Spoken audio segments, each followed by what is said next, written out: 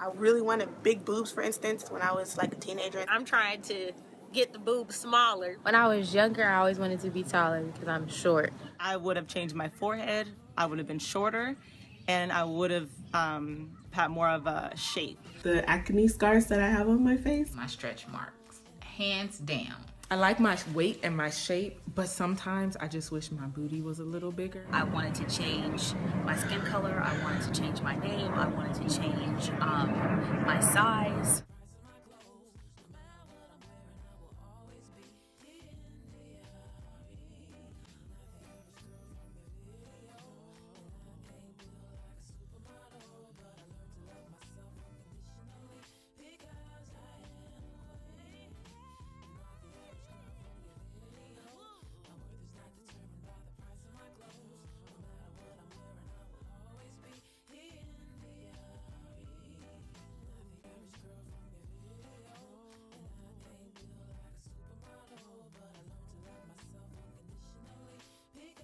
When I started to care about myself, I'm a very loving person, and sometimes, well, I used to, I don't do it so much anymore, I would care more about people around me than myself, so I would go lacking.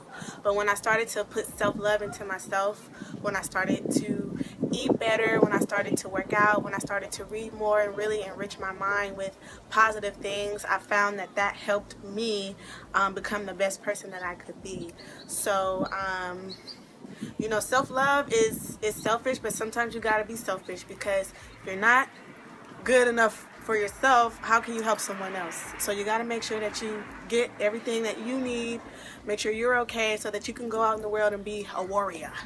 A lot of reflection and finally coming to a place where, like, a lot of talking to myself, like, you know, you're beautiful, you know, you're gorgeous. These people aren't just saying it because they, you know, trying to lie to you. Like, you really are those things. It took a lot of hearing it honestly from other people too, like from my family. My mother would always say, you're beautiful, or you're, you know, amazing, you're great, you're all these things. And until I got to the point where I started saying those things to myself, that's when it finally started to resonate with me, and when I finally started to believe those things that I had always heard, either growing up and then also as a young adult. Just, you're beautiful, you're this, you're that, you're that. It never really got there until I think, like, I want to say college is when I finally started to have these conversations with myself, and when I finally felt comfortable with who I was.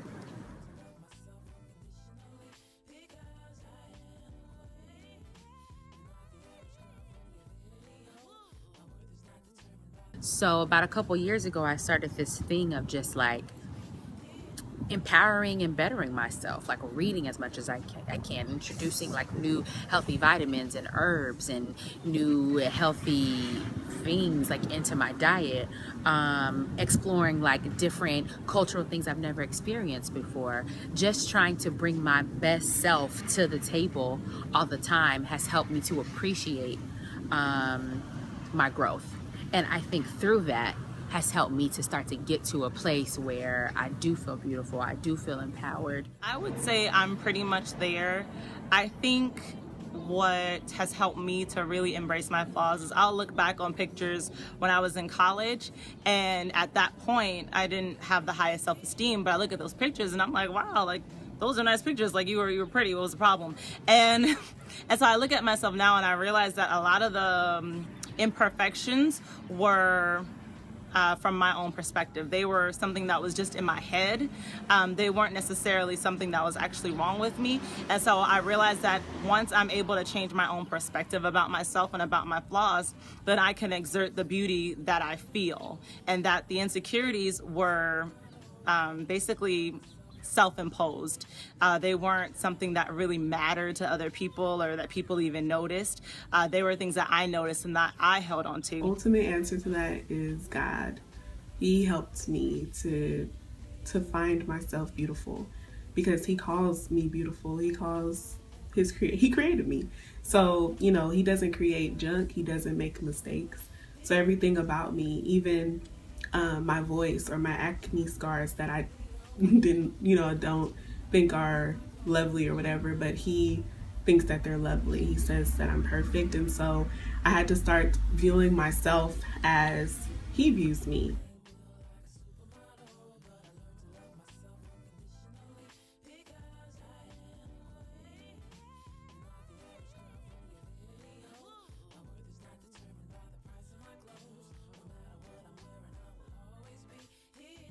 What's helped is understanding the way that I am viewed in God's eyes and understanding the type of woman that I am, that He's ordained me to be.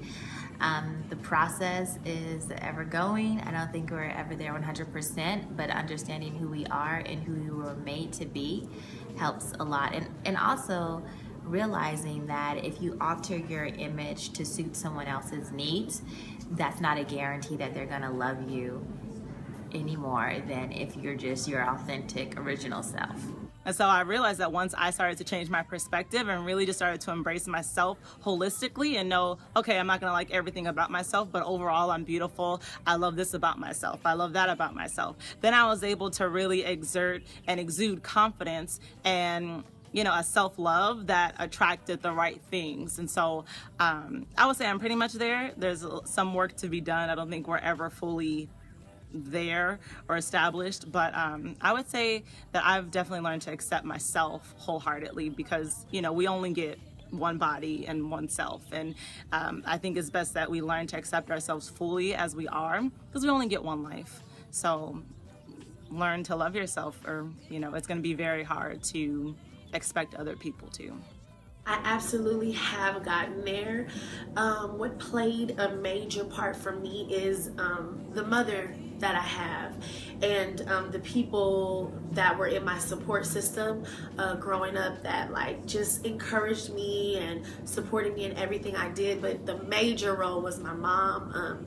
I grew up in a single parent home, and I always had a mom who thought that I was beautiful, no matter how I looked, no matter what size I was, no matter what color. I mean, as most of our mothers do. What helped me was I had to dig deep into myself and realize that there are people in this world who love me for me, regardless of how I look, regardless of my skin color, regardless of my background. There are people who are genuine in this world and experiencing real love, pure love, love from God, love from my family helped me to cope much better in this world and not to think about those things that have affected me as a child. And I think honestly just being real that beauty in the physical sense is very, very temporary. It's like at the end of a lifetime, when you're even our most celebrated icons, when they're 80, there's always some other young whipper somebody coming along who is the new beautiful thing of the time.